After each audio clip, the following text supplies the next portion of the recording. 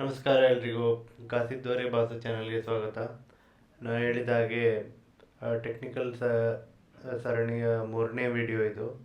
ಮತ್ತು ನನಗೆ ಭಾಳಷ್ಟು ಜನ ಡಿ ಎಮ್ನಲ್ಲಿ ಮತ್ತು ಕಮೆಂಟ್ಗಳಲ್ಲಿ ನೀವು ಸಪೋರ್ಟ್ ಮತ್ತು ರೆಸಿಸ್ಟೆನ್ಸ್ ಹೇಗೆ ಬರೆಯೋದು ಅನ್ನೋದು ತಿಳಿಸ್ಕೊಡಿ ಅಂತ ಕೇಳಿದ್ರಿ. ಸೊ ಅದಕ್ಕೆ ಅದನ್ನೇ ಇವಾಗ ತೊಗೊಂಡಿದ್ದೀನಿ. ಎಷ್ಟೋ ಜನ ಆ್ಯಕ್ಚುಲಿ ಸಪೋರ್ಟ್ ಮತ್ತು ರೆಸಿಸ್ಟೆನ್ಸ್ ಅದನ್ನು ಪ್ರೈಸ್ ಆ್ಯಕ್ಷನ್ ಅಂತ ಕೂಡ ಕರೀತಾರೆ. ಪ್ರೈಸ್ ಆ್ಯಕ್ಷನಲ್ಲಿ ಸಪೋರ್ಟ್ ಮತ್ತು ರೆಸಿಸ್ಟೆನ್ಸ್ ತುಂಬ ಮುಖ್ಯವಾದ ಅಂಗ. ಸೊ ಪ್ರೈಸ್ ಆ್ಯಕ್ಷನ್ ಅಂದೇನಿಲ್ಲ, ನಿಮ್ಮ ಸ್ಟಾಕ್ನ ಬೆಲೆ ಇದೆಯಲ್ಲ ಅದು ಮೇಲೆ ಕೆಳಗೆ ಹೋಗುತ್ತಲ್ಲ, ಅದು ಹೆಂಗೆ ಮೇಲೆ ಕೆಳಗೆ ಹೋಗುತ್ತೆ ಅನ್ನೋದು ಪ್ರೈಸ್ ಆ್ಯಕ್ಷನ್ ಅಂತ ಕರಿತೀವಿ. ಸೊ ಅದೇ ಥರ ಅದರಲ್ಲಿ ಸಪೋರ್ಟ್ ಮತ್ತು ರೆಸಿಸ್ಟೆನ್ಸ್ ಭಾಳಷ್ಟು ಜನ, ಈವನ್ ಲಾಂಗ್ ಟರ್ಮ್ ಇನ್ವೆಸ್ಟರ್ಸ್ ಸಹ ಚಾರ್ಟ್ನಲ್ಲಿ ಕೆಲಸ ಮಾಡೋರು ದೊಡ್ಡ ಟೈಮ್ ಫ್ರೇಮಲ್ಲಿ, ಅಂದರೆ ವೀಕ್ಲಿ, ಮಂತ್ಲಿ ಈ ಥರ ಟೈಮ್ ಫ್ರೇಮ್ಗಳಲ್ಲಿ ಸಪೋರ್ಟ್ ಮತ್ತು ರೆಸಿಸ್ಟೆನ್ಸ್ನ ನೋಡಿಕೊಂಡು, ಮತ್ತು ದೊಡ್ಡ ದೊಡ್ಡ ಇನ್ಸ್ಟಿಟ್ಯೂಷನ್ಗಳು ಸಹ ಸಪೋರ್ಟ್ ಮತ್ತು ರೆಸಿಸ್ಟೆನ್ಸ್ ನೋಡಿಕೊಂಡು ಟ್ರೇಡ್ ಮಾಡ್ತಾರೆ. ಅವ್ರದ್ದು ಟೈಮ್ ಹೊರೈಸನ್ ಜಾಸ್ತಿ ಇರುತ್ತೆ, ವರ್ಷಾನುಗಟ್ಟಲೆ ಅವ್ರ ಸ್ಟಾಕಲ್ಲಿ ಕೂತಿರ್ತಾರೆ. ಬಟ್ ಸ್ಟಿಲ್ ಹಂಗಿದ್ರೂ ಸಪೋರ್ಟ್ ಮತ್ತು ರೆಸಿಸ್ಟೆನ್ಸ್ ಅನ್ನೋದನ್ನ ಚೆಕ್ ಮಾಡೇ ಮಾಡ್ತಾರೆ. ಮತ್ತು ಭಾಳಷ್ಟು ಜನ ನನ್ನ ವಿಡಿಯೋ ನೋಡ್ತಾ ಇದ್ದೀರಿ, ಆದರೆ ಸಬ್ಸ್ಕ್ರೈಬ್ ಮಾಡ್ತಾಯಿಲ್ಲ. ದಯವಿಟ್ಟು ಸಬ್ಸ್ಕ್ರೈಬ್ ಮಾಡಿ ಮತ್ತು ಈ ವಿಡಿಯೋನ ಹಂಚಿ ಇತರರಿಗೆ. ಯಾಕಂದರೆ ಸಪೋರ್ಟ್ ಮತ್ತು ರೆಸಿಸ್ಟೆನ್ಸ್ ಅನ್ನೋದು ಎಲ್ಲ ಟ್ರೇಡರ್ಗೂ ಖಂಡಿತವಾಗಿ ಗೊತ್ತಿರಬೇಕಾದ ವಿಷಯ. ಸೊ ಓಕೆ, ಈಗ ನೀವು ಸ್ಕ್ರೀನ್ನಲ್ಲಿ ಇದು ತಿರುಮಲೈ ಕೆಮಿಕಲ್ಸ್ ಅನ್ನೋ ಒಂದು ಸ್ಟಾಕ್ದು ಚಾರ್ಟ್ ನೋಡ್ತಾ ಇದ್ದೀರಿ. ಮತ್ತು ಇದನ್ನು ಕ್ಯಾಂಡಲ್ ಸ್ಟಿಕ್ ಅಂತ ಕರೀತಾರೆ. ಆ್ಯಕ್ಚುಲಿ ಕ್ಯಾಂಡಲ್ ಸ್ಟಿಕ್ ಪ್ಯಾಟರ್ನ್ಸ್ ಬಗ್ಗೆ ಎಲ್ಲ ಮುಂದಿನ ವಿಡಿಯೋ ಮಾಡ್ತೀನಿ. ಸೊ ಈಗ ಸದ್ಯಕ್ಕೆ ಸಪೋರ್ಟ್ ಮತ್ತು ರೆಸಿಸ್ಟೆನ್ಸ್ ನೋಡೋಣ. ಸೊ ಈಗ ನೋಡಿ, ಇದು ಈಗ ಯಾರಿಗೆ ಆದರೂ ಈಗ ನೋಡಿದರೆ ಇದು ಈಗ ಇಲ್ಲಿ ಒಂದು ಮಾರ್ಕರ್ ತೊಗೊಳ್ಳೋಣ. ಇಲ್ಲಿಂದ ನೋಡಿ, ಇದು ಇಲ್ಲಿಂದ ಕೆಳಗೆ ಹೋದರೆ ಇದು ಡೌನ್ ಟ್ರೆಂಡ್, ಅಂದರೆ ಕೆಳಗಡೆ ಹೋಗ್ತಾ ಇದೆ ಅಲ್ವಾ. ನೆಕ್ಸ್ಟೇ ಇದು ಇಲ್ಲಿಂದ ನೀವು ಇಲ್ಲಿ ನೋಡಿದರೆ ಇಲ್ಲಿಂದ ಇದು ಮೇಲಕ್ಕೆ ಹೋಗ್ತಾ ಇದೆ, ಅಂದರೆ ಇದು ಅಪ್ ಟ್ರೆಂಡ್ ಅಲ್ವಾ. ಇದು ನೋಡಿ, ಇಲ್ಲಿ ಸೈಡ್ ವೇಸಲ್ಲಿದೆ ಹಿಂಗೆ. ಸೊ ಇದು ನೋಡಿ, ಈ ರೇಂಜ್ ಒಳಗಡೆನೇ ಸ್ಟಾಕ್ ಇದೆ, ಮತ್ತು ಇದ್ರ ಕೆಳಗಡೆ ಹೋಗಿಲ್ಲ. ಇದು ಸೈಡ್ ವೇಸು. ಸೊ ಈಗ ನಾವು ಸಪೋರ್ಟ್ ಆ್ಯಂಡ್ ರೆಸಿಸ್ಟೆನ್ಸ್ ಹೆಂಗೆ ಬರಿಬೇಕಂದ್ರೆ, ಇದನ್ನೆಲ್ಲ ತೆಗೆದುಬಿಡೋಣ. ಏನು ಮಾಡಿ ಅಂದರೆ, ಆದಷ್ಟು ಇನ್ ಕೇಸ್ ನೀವು ಇದನ್ನು ಡೈಲಿ ಟೈಮ್ ಫ್ರೇಮ್ಗೂ ಹಾಕ್ಕೋಬೋದು, ಡೈಲಿ ಟೈಮ್ ಫ್ರೇಮಲ್ಲೂ ಮಾಡ್ಬೋದು. ಆದರೆ ನಿಮಗೆ ಟ್ರೆಂಡ್ ಕರೆಕ್ಟಾಗಿ ಗೊತ್ತಾಗಬೇಕಂದ್ರೆ ದೊಡ್ಡ time frame, minimum weekly time frame ಅಥವಾ ಅದಕ್ಕಿಂತ ಮೇಲೆ ಮಿನಿಮಮ್ ವೀಕ್ಲಿ ಟೈಮ್ ಫ್ರೇಮಲ್ಲಿ ನೋಡಿ. ಈಗ ಇದರಲ್ಲಿ 2 ಕಾನ್ಸೆಪ್ಟ್ ನಿಮಗೆ ಇಂಟ್ರೊಡ್ಯೂಸ್ ಮಾಡ್ತೀನಿ. ಏನಂದರೆ ಸ್ವಿಂಗ್ ಹೈ ಮತ್ತು ಸ್ವಿಂಗ್ ಲೋ ಅಂತ. ಸೊ ಅದೇನೆಂದರೆ, ಈಗ ನೋಡಿ, ಈಗ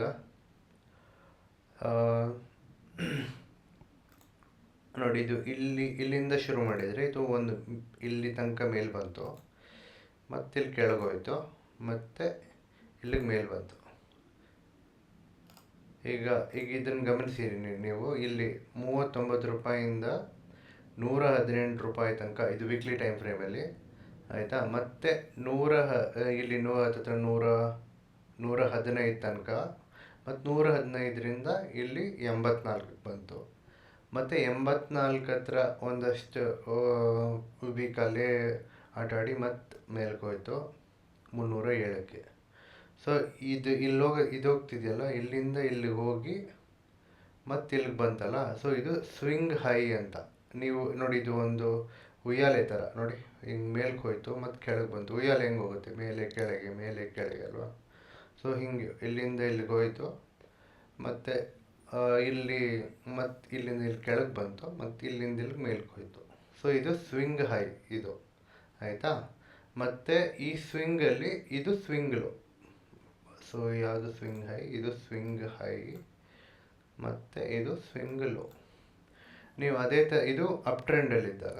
ಈಗ ಡೌನ್ ಟ್ರೆಂಡಲ್ಲಿ ಅದನ್ನೇ ನೋಡಬೇಕಂದ್ರೆ, ಸೊ ಇದು ನೋಡಿ, ಇಲ್ಲಿಂದ ಇಲ್ಲಿಗೆ ಬಂತು ಎಷ್ಟು, ಇದು ಮತ್ತು ಇಲ್ಲಿ ಮತ್ತೆ ಸ್ವಲ್ಪ 109 ರೂಪಾಯಿಗೆ ಮೇಲೆ ಹೋಯಿತು, ಮತ್ತು ಅಲ್ಲಿಂದ ಮತ್ತೆ ಡೌನ್ ಟ್ರೆಂಡ್ ಕೆಳಗೆ 34 ರೂಪಾಯಿಗೆ.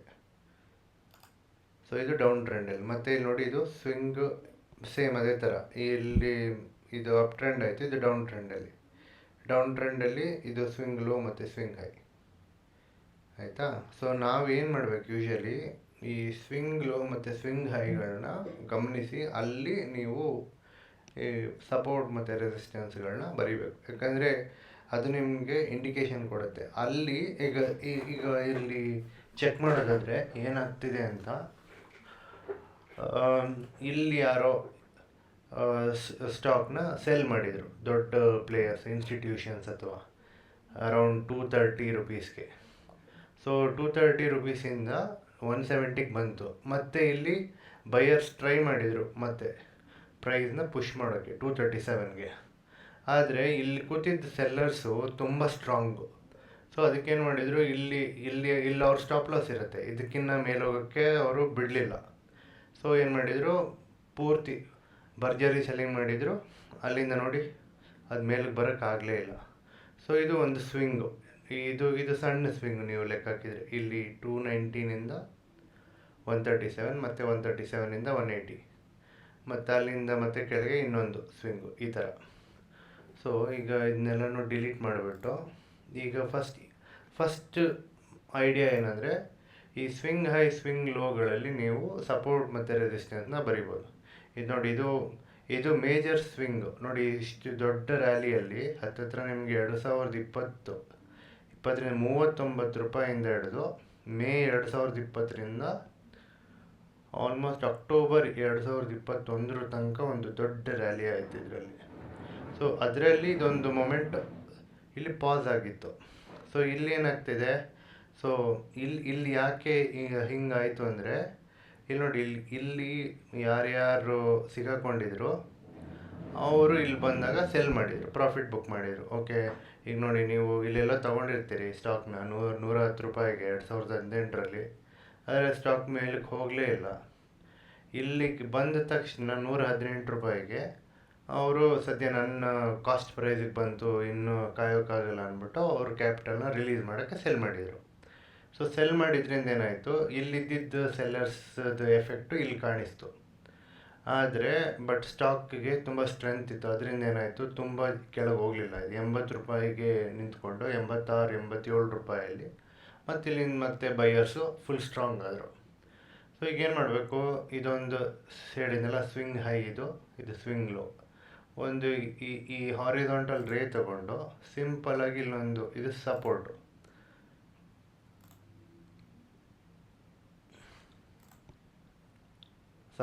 ಮತ್ತು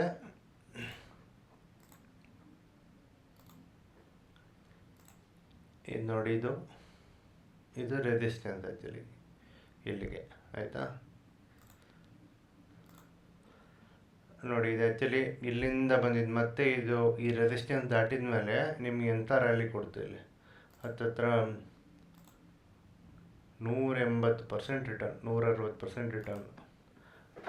ಸೊ ಇದೇ ಥರ ನೀವು ಎಲ್ಲ ಕಡೆ ಐಡೆಂಟಿಫೈ ಮಾಡ್ಬೋದು. ಇದು ನೋಡಿ, ಇಲ್ಲಿ ತನಕ ಇಷ್ಟು ರ್ಯಾಲಿ ಆಯ್ತಲ್ವಾ, ಬಟ್ ಇಲ್ಲಿಂದ ಇಲ್ಲಿಗೆ ಕೆಳಗೆ ಬಂತು.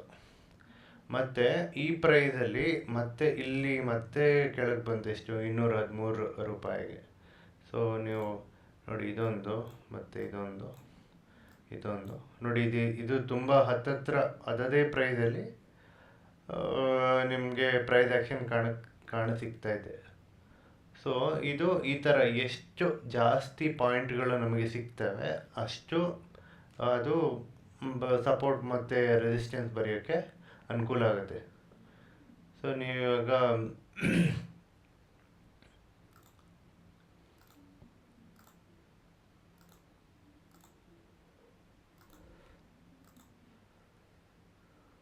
ಮತ್ತು ಈಗ ನೋಡಿ, ಇವಾಗ ಇಲ್ಲಿ ತನಕ ಹೋಯಿತು ನೋಡಿ, ಇಲ್ಲಿ ರೆಸಿಸ್ಟೆನ್ಸ್ ಬಂತು, ಯಾಕಂದರೆ ಇಲ್ಲಿಂದ ಕೆಳಗೆ ಹೋಯ್ತದು. ಸೊ ಇದನ್ನು ನಾವು ರೆಸಿಸ್ಟೆನ್ಸ್ ಅಂತ ಒಂದು ಮಾರ್ಕ್ ಮಾಡ್ಕೊತೀವಿ ಅಂದ್ಕೊಳ್ಳಿ. ನೀವು ಕಣ್ಮುಚ್ಕೊಂಡು ಈ ಕ್ಯಾಂಡಲ್ ಕೆಳಗಡೆ ಹೋದ್ಮೇಲೆ ಇಲ್ಲಿಗೆ ಹೋದ್ಮೇಲೆ ಮಾರ್ಕ್ ಮಾಡಿದ್ರು ನೋಡಿ ಎಷ್ಟು ಚೆನ್ನಾಗಿ ಅದು. ಮತ್ತು ಆ ಪ್ರೈಸಿಗೆ ಬಂದಾಗ 2022ರಲ್ಲಿ, ಇದಾಗಿದ್ದು 2021 ಅಕ್ಟೋಬರ್ ಅಕ್ಟೋಬರಿಂದ ಡೌನ್ನಲ್ಲೇ ಇತ್ತು. ಸೊ ನೀವು ಇದು 2-3 ಕ್ಯಾಂಡಲ್ ಆದಮೇಲೆ ನೀವು ಇದನ್ನು ಮಾರ್ಕ್ ಮಾಡಿದ್ರು ಸುಮ್ಮನೆ ಒಂದು ಲೈನ್ ಎಳೆದಿದ್ರೆ ನೋಡಿ ಕರೆಕ್ಟ್ 2022 ಅಲ್ಲಿಗೆ ಬಂದಮೇಲೆ ಮತ್ತೆ ಕೆಳಗೆ ಬಂತು. ಯಾಕಂದರೆ ಅಲ್ಲಿ ಸೆಲ್ಲರ್ಸ್ ಇರಲಿಲ್ಲ, ಅಲ್ಲ ಬೈಯರ್ಸ್ ಇರಲಿಲ್ಲ ಇಲ್ಲಿ. ಯಾಕಂದರೆ ಇಷ್ಟು ದೊಡ್ಡ ರ್ಯಾಲಿ ಆದಮೇಲೆ ಸೊ ಸ್ಟಾಕ್ ಸ್ವಲ್ಪ ಅದಕ್ಕೆ ಅರ್ನಿಂಗ್ಸು ಎಲ್ಲ ಬೇಕಾಗುತ್ತೆ. ಯಾಕಂದರೆ ಸ್ಟಾಕ್ ಅನ್ನೋದು ನಿಮ್ಮದು ಕಂಪನಿದು ಅದಕ್ಕೆ ಬರೋ ಆದಾಯ ಇರುತ್ತಲ್ಲ ಅದ್ರ ಮೇಲೆ ನಿರ್ಧಾರ ಆಗಿರುತ್ತೆ. ಸೊ ಅರ್ನಿಂಗ್ಸ್ ಚೆನ್ನಾಗಿದೆಯಾ ಮತ್ತು ಇಷ್ಟು ದೊಡ್ಡ ರ್ಯಾಲಿ ಆಗಿದೆ, ಸೊ ಅರ್ನಿಂಗ್ಸ್ ಅಷ್ಟು ಈ ಪ್ರೈಸ್ಗೆ ಅರ್ನಿಂಗ್ಸ್ ಮ್ಯಾಚ್ ಆಗ್ತಾ ಇಲ್ಲ ಅಂದರೆ ಆಬ್ವಿಯಸ್ಲಿ ಇನ್ವೆಸ್ಟರ್ಸ್ ಸ್ವಲ್ಪ ಹೆದರ್ತಾರೆ, ಇನ್ನು ವ್ಯಾಲ್ಯೂಯೇಷನ್ ತುಂಬ ದೊಡ್ಡದಿದೆ ಅಂತ. ಸೊ ಅದು ನಿಮಗೆ ಸ್ಟಾಕ್ನಲ್ಲೇ ರಿಫ್ಲೆಕ್ಟ್ ಆಗುತ್ತೆ. ಈಗ ನೋಡಿ ನೀವು ಇಲ್ಲಿ ಬರೋದು ಲೈನು ಆಲ್ಮೋಸ್ಟ್ ನಿಮಗೆ ಇಲ್ಲೂ ಕೆಲಸ ಮಾಡ್ತಾಯಿದೆ. ಇಲ್ಲಿ 2024 ಸೆಪ್ಟೆಂಬರಲ್ಲಿ ನೋಡಿ ಇಲ್ಲಿ ಕ್ರಾಸ್ ಮಾಡಿದರು, ಬಟ್ ಆದರೆ ಮತ್ತೆ ಇಲ್ಲಿ ಸೆಲ್ಲರ್ಸ್ ಜಾಸ್ತಿ ಇದ್ದಿದ್ದರಿಂದ ಅದನ್ನು ಮತ್ತೆ ಕೆಳಗೆ ತೊಗೊಂಬಂದರು. ಮತ್ತು ಇಲ್ಲಿ ಹಗ್ಗ ಜಗಾಟ ನಡೀತಾ ಇದೆ, ಮೇಲೋಯ್ತು ಮತ್ತು ಕೆಳಗೆ ಬಂತು, ಮತ್ತು ಇಲ್ಲಿ ಮತ್ತೆ ಮೇಲೋಯ್ತು, ಬಟ್ ಆದರೆ ಇದು ಸಸ್ಟೈನ್ ಆಗಲಿಲ್ಲ, ಮತ್ತು ಕೆಳಗೆ ಬಂದುಬಿಡ್ತು. ಈಗ ನೋಡಿ ಮತ್ತೆ ಇವಾಗ ಅದೇ ಜಾಗಕ್ಕೆ ಬಂದಿದೆ ಇಲ್ಲಿ. ಈಗ ಇವತ್ತು ಮಂಡೇ 14 ಜುಲೈ. ಸೊ ಈಗ ನೋಡಿದರೆ ಆ ಲೈನು ಇವಾಗ ಮತ್ತೆ ಆ ಲೈನ್ ಹತ್ರ ಬಂದಿದೆ. ಈ ಲೈನ್ ಹತ್ರ ಹೆಂಗೆ ಸ್ಟಾಕ್ ರಿಯಾಕ್ಟ್ ಮಾಡುತ್ತೆ ಅನ್ನೋದು ನೋಡಬೇಕು. ನೀವು ಗಮನಿಸಿ ಈ ವಿಡಿಯೋ ಆದಮೇಲೆ ಮುಂದಿನ ವಾರ ಈ ಸ್ಟಾಕ್ ಹೆಂಗೆ ರಿಯಾಕ್ಟ್ ಮಾಡುತ್ತೆ ಅನ್ನೋದು ನೋಡಿ ಈ ಥರ. ಮತ್ತು ಈಗ ನೋಡಿ ಕೆಲವು ಸಲ ನೀವು ಸ್ಟಾಕ್ನ ಹಿಂಗೆ ಝೂಮ್ ಔಟ್ ಮಾಡಿದರೆ ನಿಮಗೆ ಒಂದು ಐಡಿಯಾ ಬರುತ್ತೆ. ಈಗ ನೋಡಿ ಇಲ್ಲಿ ಡೈಲಿ ಟೈಮ್ ಫ್ರೇಮಲ್ಲಿ ಈ ಪಾಯಿಂಟಲ್ಲಿ ತುಂಬ ಪಾಯಿಂಟ್ಸ್ ಕಾಣಿಸ್ತಾ ಇದೆ ನಿಮಗೆ. ಸೊ ಅದು ಒಂದು ಸಪೋರ್ಟ್ ಆಗುತ್ತೆ. ಯಾಕಂದರೆ ಇಲ್ಲಿ ಸುಮಾರು ಸಲ ಅಲ್ಲಿ ಬಂದ್ರೂ ಅದನ್ನು ಕೆಳಗೆ ಹೋಗೋಕ್ಕೆ ಬಿಡಲಿಲ್ಲ ಬಯರ್ಸ್ ಈ ಪಾಯಿಂಟು. ಸೊ ನಿಮಗೆ ಈಗ ನೆಕ್ಸ್ಟ್ ಇನ್ ಕೇಸ್ ಇದು ಈಗ 311 ರೂಪಾಯಲ್ಲಿದೆ, ಇನ್ ಕೇಸ್ ಇದು ನೆಕ್ಸ್ಟ್ ಡೌನ್ ಟ್ರೆಂಡ್ ಆಗಿ ಮತ್ತೆ ಇಲ್ಲಿ ಬಂತು ಅಂದರೆ ಇಲ್ಲಿ ಹೆಂಗೆ ವರ್ಕ್ ಆಗುತ್ತೆ ನೋಡಬೇಕು. ಪ್ರೈಸ್ ಇದಕ್ಕಿಂತ ಕೆಳಗೆ ಹೋಗುತ್ತಾ ಅಥವಾ ಇದಕ್ಕಿಂತ ಕೆಳಗೆ ಹೋಯ್ತು ಅಂದರೆ ಮತ್ತೆ ನೋಡಿ ಇಲ್ಲಿಗೆ ಬರ್ಬೋದು. ಈಗ ನೀವು ಆಲ್ರೆಡಿ ಇಲ್ಲಿ ಬರೆದಿದ್ದೀರಿ ಇದು ಸ್ಟ್ರಾಂಗ್ ಸಪೋರ್ಟ್ ಅಂತ. ಸಪೋರ್ಟ್ ಮತ್ತು ರೆಸಿಸ್ಟೆನ್ಸ್ ಹೆಂಗೆ ಕೆಲಸ ಆಗುತ್ತಂದರೆ ನೋಡಿ ಇಲ್ಲಿ ಇದ್ದಿದ್ದು ಸಪೋರ್ಟು ರೆಸಿಸ್ಟೆನ್ಸ್ ಥರನೂ ಕೆಲಸ ಮಾಡುತ್ತೆ. ಈಗ ನೋಡಿ ಇಲ್ಲಿಂದ ಕೆಳಗೆ ಬರ್ತಿದೆ ಅಲ್ವಾ, ಇದು ಸಪೋರ್ಟ್ ಆಗಿತ್ತು, ಈಗ ಹಿಂಗೆ ಕೆಳಗೆ ಬರ್ತಿರೋದಕ್ಕೆ ಇದು ರೆಸಿಸ್ಟೆನ್ಸ್. ಅಂದರೆ ರೆಸಿಸ್ಟೆನ್ಸ್ ಅಂದ್ರೇನು, ಎದುರಿಸೋದು. ಈ ರೆಸಿಸ್ಟೆನ್ಸ್ ದಾಟ್ಬಿಡ್ತು ಅಂದರೆ ಸೊ ಇನ್ನೇನಿಲ್ಲ, ಫಾಲ್ ಕೆಳಗಡೆ ಬೀಳ್ತಾ ಇರೋರಿಗೆ ನೆಕ್ಸ್ಟ್ ಇಲ್ಲಿ ಹಾಗೆ.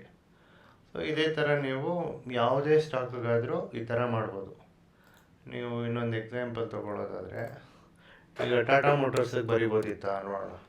ಭಾಳಷ್ಟು ಜನ ಟಾಟಾ ಮೋಟರ್ಸ್ ತೊಗೊಂಡು ಅದು ಮೇಲೆ ಹೋಗ್ತಾ ಇಲ್ಲ, ಕೆಳಗೆ ಹೋಗ್ತಾ ಇಲ್ಲ ಅಂತ. ಈಗ ನೋಡಿ ಇದು ಎಲ್ಲ ತೆಗೆದ್ಬಿಡೋಣ.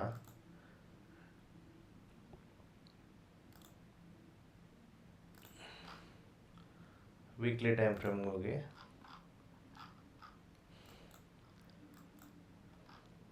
ಇಲ್ಲಿ ನೋಡಿ. ಸೊ ಇದು ನೋಡಿ ಇಲ್ಲಿಂದ ಇದು ಆಲ್ಮೋಸ್ಟ್ 2020ಇಂದ ಈಗ ಇಲ್ಲಿ ನೋಡಿ ಲೆಫ್ಟ್ ಸೈಡ್ ನಿಮಗೆ ಅದೇ ಪಾಯಿಂಟಲ್ಲಿ 1 2 3 ಪಾಯಿಂಟ್, ನೀವು ಎಷ್ಟು ಪಾಯಿಂಟ್ ಜಾಸ್ತಿ ಸಿಗುತ್ತೆ ಅಷ್ಟು ಸ್ಟ್ರಾಂಗ್ ಲೈನ್ ಆಗುತ್ತೆ. ಈಗ ನೋಡಿ ಈ ಪಾಯಿಂಟು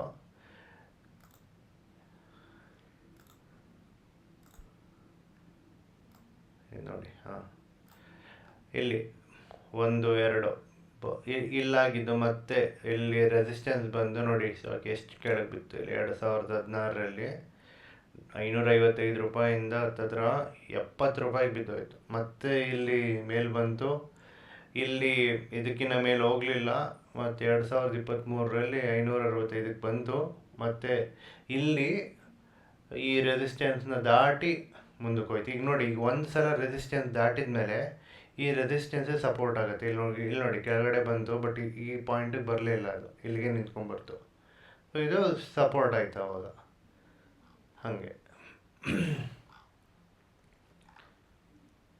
ಸೇಮ್ ಈ ಥರ ನೋಡಿ. ಮತ್ತು ಇದು ಇಲ್ಲಿ ನೋಡಿ 1 2 3 4 ಪಾಯಿಂಟ್ ಇದು ರೆಸಿಸ್ಟೆನ್ಸ್. ಮತ್ತು ಇಲ್ಲಿ ನೋಡಿ ಇದು ನೋಡಿ ಈ ಪಾಯಿಂಟು, ಇದು ಸ್ವಿಂಗ್ ಅಂತ ಹೇಳಿದ್ನಲ್ಲ, ಸ್ವಿಂಗ್ ಹೈ ಇದು, ಮತ್ತು ಅದು ಇಲ್ಲಿ ಸಪೋರ್ಟಾಗಿ ಆ್ಯಕ್ಟ್ ಆಗ್ತಾಯಿದೆ ನೋಡಿ ಅಲ್ವಾ. ಈ ಥರ ಹೀಗೆ ನೀವು ಸಪೋರ್ಟ್ ಮತ್ತು ರೆಸಿಸ್ಟೆನ್ಸ್ನ ಬರಿಬೋದು. ಮತ್ತು ಇನ್ನೊಂದು ಯಾವುದಾದ್ರೂ ಸ್ಟಾಕ್ ನೋಡೋಣ. ಯಾವ್ದು ನೋಡೋಣ, ನಿಫ್ಟಿ ನೋಡೋಣ, ನಿಫ್ಟಿ ಕೆಲಸ ಮಾಡುತ್ತಾ ಅಂತ. ನಿಫ್ಟಿ 50 ತೊಗೊಂಡ್ರೆ ನೀವು ಇದು ದೊಡ್ಡ ಟೈಮ್ ಫ್ರೇಮ್ ನೋಡಿ, ಮಂತ್ಲಿ ಟೈಮ್ ಫ್ರೇಮು.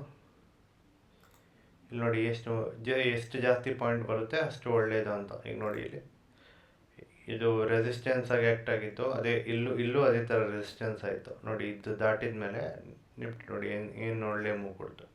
ಅದೇ ಥರ ಇಲ್ಲಿ ನೋಡಿ, ಇಲ್ಲಿಂದ ಇದು ಫಸ್ಟ್ ಈ ಪಾಯಿಂಟಲ್ಲಿ ನೀವು ಮಾರ್ಕ್ ಮಾಡಿದರೆ, ಇಲ್ಲಿ ನೋಡಿ ಇದು ಮೇಲೆ ಹೋಗಿದ್ದು ಮತ್ತೆ ಅಲ್ಲಿ ಸಸ್ಟೈನ್ ಆಗಲಿಲ್ಲ, ಕೆಳಗೆ ಬಂದುಬಿಡ್ತು, ಮತ್ತೆ ಇಲ್ಲಿ ಹೋಯಿತು ಸಸ್ಟೈನ್ ಆಗಲಿಲ್ಲ ನೋಡಿ ಫಾಲ್, ಮತ್ತಿಲ್ಲಿ ಕ್ರಾಸ್ ಮಾಡಿದ ಮೇಲೆ ಎಂಥರ ಅಲ್ಲಿ ಹೀಗೆ. ಈ ಥರ ನೀವು ಎಲ್ಲದರಲ್ಲೂ ಬರೀಬೋದು ಸಪೋರ್ಟ್ ಮತ್ತು ರೆಸಿಸ್ಟೆನ್ಸ್. ಈಗ ನೋಡಿ ಇಲ್ಲಿ 2022ರಲ್ಲಿ ಈ ಪಾಯಿಂಟ್ 1, 2, 3 ಪಾಯಿಂಟ್ ನಿಮ್ಗೆ ಸಿಗ್ತದೆ. ಇದು ಮಂತ್ಲಿ ಟೈಮ್ ಫ್ರೇಮ್ ತುಂಬ ದೊಡ್ಡ ಟೈಮ್ ಫ್ರೇಮ್, ಅದರಿಂದ ತುಂಬ ಸ್ಟ್ರಾಂಗ್ ಸಪೋರ್ಟ್ ಆಗುತ್ತೆ ನೋಡಿ. ಅದಕ್ಕೆ ಈ ಪಾಯಿಂಟಿಗೆ ಇಲ್ಲಿ ಮತ್ತೆ ಕ್ರಾಸ್ ಆದಮೇಲೆ ಎಂಥ ಒಳ್ಳೆ ರ್ಯಾಲಿ ಬಂತು ನೋಡಿ ಹೇಗೆ.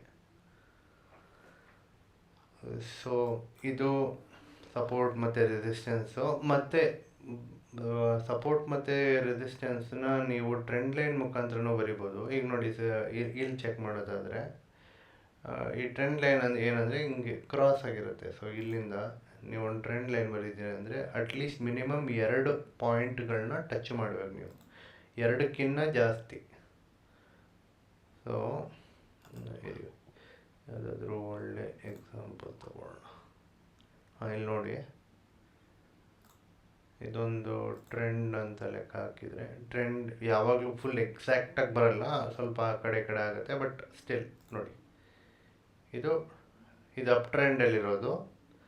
ಇಲ್ಲಿ ಸಪೋರ್ಟ್ ತೊಗೊಂಡು ಟ್ರೆಂಡ್ ಲೈನ್ದು, ಇದು ಮತ್ತೆ ಸಪೋರ್ಟ್ ತೊಗೊಂಡು, ಮತ್ತು ಇಲ್ಲಿ ನೋಡಿ ಈ ಟ್ರೆಂಡ್ ಲೈನ್ ಸಹ ನಾನು ಹೇಳಿದ್ನಲ್ಲ ಸಪೋರ್ಟೇ ರೆಸಿಸ್ಟೆನ್ಸ್ ಆಗಿ ಆ್ಯಕ್ಟ್ ಮಾಡೋದು ಅಂತ. ನೋಡಿ ಈ ಟ್ರೆಂಡ್ ಲೈನ್ ಕ್ರಾಸ್ ಆಯಿತು ಇಲ್ಲಿ, ಮತ್ತು ಮೇಲೆ ಬರಬೇಕಿದ್ರೆ ಮತ್ತಿಲ್ಲಿ ಅದೇ ಟ್ರೆಂಡ್ ಲೈನೇ ಇಲ್ಲಿ ರೆಸಿಸ್ಟೆನ್ಸ್ ಆಗಿ ಆ್ಯಕ್ಟ್ ಆಯಿತು, ಮತ್ತು ಕೆಳಗೆ ಹೋಯಿತು ಸ್ಟಾಕು,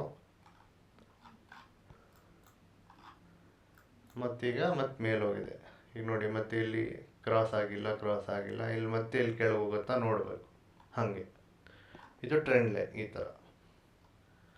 ಇದು ಕೆಳಗಡೆ ನೀವು ಮೇಲ್ಗಡೆನೂ ರೆಸಿಸ್ಟೆನ್ಸ್ ಇಲ್ಲೂ ಬರೀಬೋದು. ಮೇಲ್ಗಡೆನೂ ಟ್ರೆಂಡ್ ಲೈನ್ ಬರೆಯೋದಾದರೆ ನೋಡಿ ಎಷ್ಟು ಅಟ್ಲೀಸ್ಟ್ 3 ಪಾಯಿಂಟ್ ಟಚ್ ಆಗಬೇಕು. 3ಕ್ಕಿಂತ ಜಾಸ್ತಿ ಆದರೆ ಇನ್ನೂ ಒಳ್ಳೆಯದು. ಅಟ್ಲೀಸ್ಟ್ 3 ಪಾಯಿಂಟ್, 1, 2, 3 ನೋಡಿ ಇಲ್ಲಿ 1, 2, 3 ಈ ಥರ. ಸೊ ಹೀಗೆ ಇದು ಟ್ರೆಂಡ್ ಲೈನ್ ಮುಖಾಂತರ ಸೇಮ್ ಹಾಗೆ ಅದು ಸಪೋರ್ಟ್ ರೆಸಿಸ್ಟೆನ್ಸ್ ಥರ ಕೆಲಸ ಮಾಡುತ್ತೆ ಟ್ರೆಂಡ್ ಲೈನ್ ಸಹ. ಸೊ ನಿಮಗೆ ಸಪೋರ್ಟ್ ಮತ್ತು ರೆಸಿಸ್ಟೆನ್ಸ್ ಹೆಂಗೆ ಬರೆಯೋದು ಅರ್ಥ ಆಗಿದೆ ಅನ್ಕೋತೀನಿ. ಅಥವಾ ಏನಾದರೂ ಡೌಟ್ ಇತ್ತು ಅಂದರೆ ದಯವಿಟ್ಟು ವಿಡಿಯೋ ಕೆಳಗಡೆ ಕಮೆಂಟ್ ಮಾಡಿ. ಮತ್ತು ದಯವಿಟ್ಟು ಎಲ್ಲ ಚಾನಲ್ಗೆ ಸಬ್ಸ್ಕ್ರೈಬ್ ಆಗಿ, ಯಾಕಂದರೆ ಹೆಚ್ಚು ಜನಕ್ಕೆ ತಲುಪೋಕ್ಕೆ ಸಬ್ಸ್ಕ್ರಿಪ್ಷನಿಂದನೇ ಸಾಧ್ಯ. ಬೆಲ್ ಬಟನ್ ಒತ್ತಿ. ಧನ್ಯವಾದಗಳು. Thank you.